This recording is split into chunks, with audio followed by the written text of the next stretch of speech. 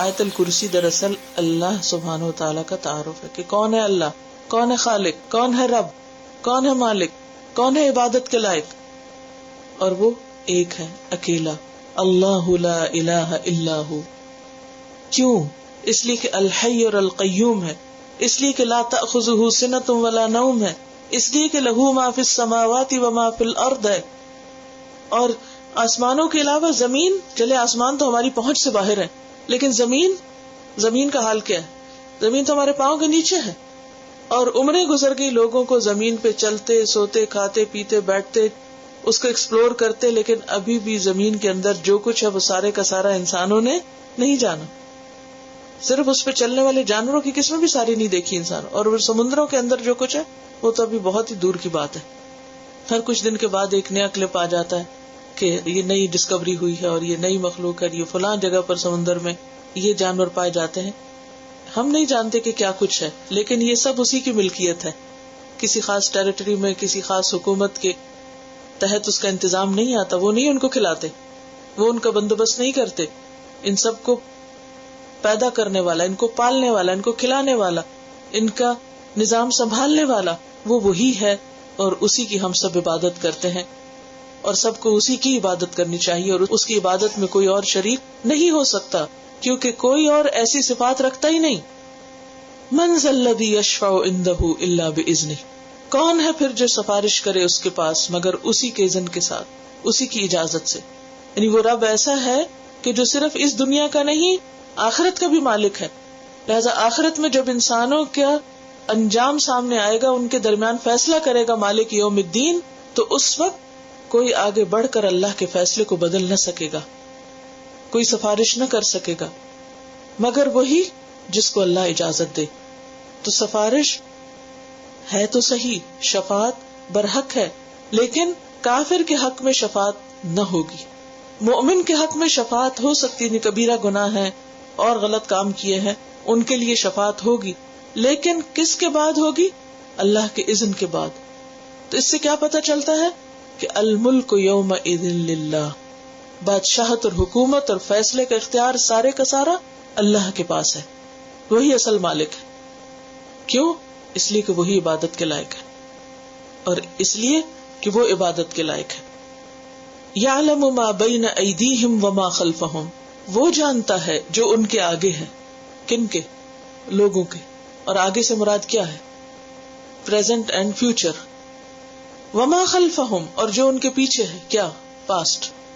اور فزیکلی بھی آپ دیکھیں، جو ہمارے سامنے ہے اس کو ہم ایک لمٹ تک دیکھ سکتے ہیں. مثلا اس وقت میرے سامنے آپ لوگ بیٹھے ہوئے، پھر دیوار آ جاتی ہے آگے، دیوار کے پار کے مجھے نہیں معلوم، لیکن اللہ کے لیے ایسی کوئی مشکل نہیں. اس کو پتا ہے کہ میرے سامنے کیا کیا ہے اور دیوار کے پیچھے بھی کیا ہے. میرے پیچھے کیا مجھے نہیں معلوم، مثلا ہاں یہ ہے کہ دیوار ہے ایک، اور دیوار کے پیچھے کیا ہے، اب کون گزر رہا ہے وہاں سے یا نہیں گزر رہا ہے، یا خالی ہے وہ جگہ، اور اس سے پار اور اس کے پیچھے نہیں پتا. لیکن اللہ کو سب معلوم ہے. اور نہ صرف یہ کہ جگہ، بلکہ ٹائم کے اعتبار سے بھی، ظرف مکان اور زمان دونوں کے اعتبار سے.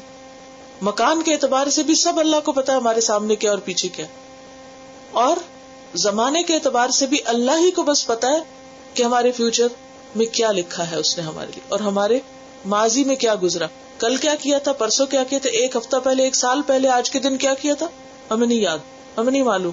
ہم اپنا کیا ہوا، کہا ہوا، لکھا ہوا خود بھول جاتے ہیں، وہ نہیں بھولتا.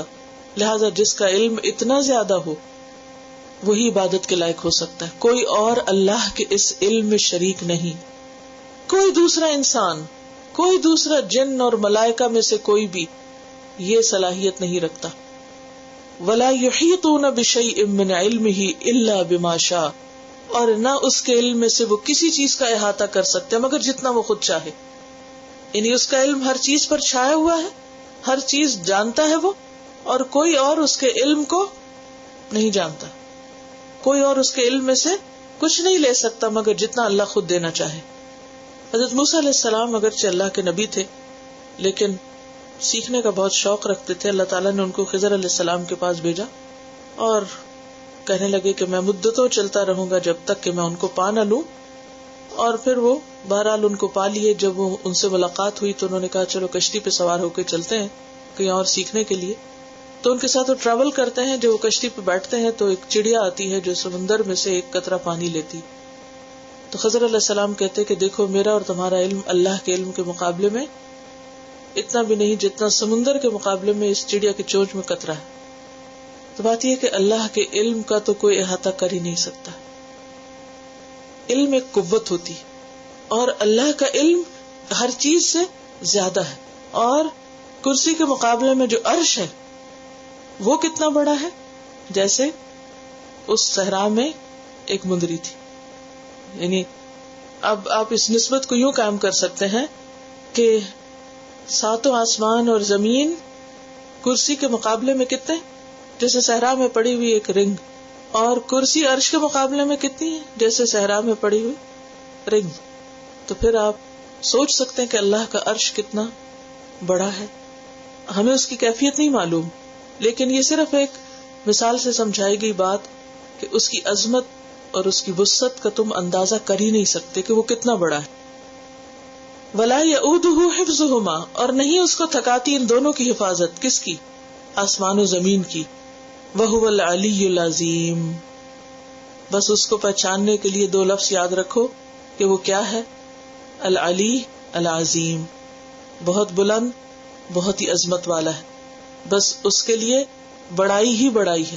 اس کا تصور آتے ہوئے کیا ذہن میں آئے کہ وہ بہت ہی بڑا ہے، ہر چیز سے بڑا ہے. اور اسی کا اظہار ہم کرتے ہیں کب؟ ہر نماز کے اندر اٹھتے بیٹھتے اللہ اکبر اللہ اکبر اللہ اکبر. تو یہ ہے دراصل وہ بڑی آیت جو اللہ کا تعارف کراتی ہے اور اللہ کے ہی معبود ہونے پر دلائل دیتی. یعنی اس ایک آیت کے اندر بہت ساری چیزیں بیان ہوئی، اور سب سے بڑی چیز کیا کہ اللہ بہت بڑا ہے، اسے بڑا سمجھو اور وہی عبادت کے لائق ہے. کسی اور کو اس کے ساتھ شریک مت ٹھہراؤ.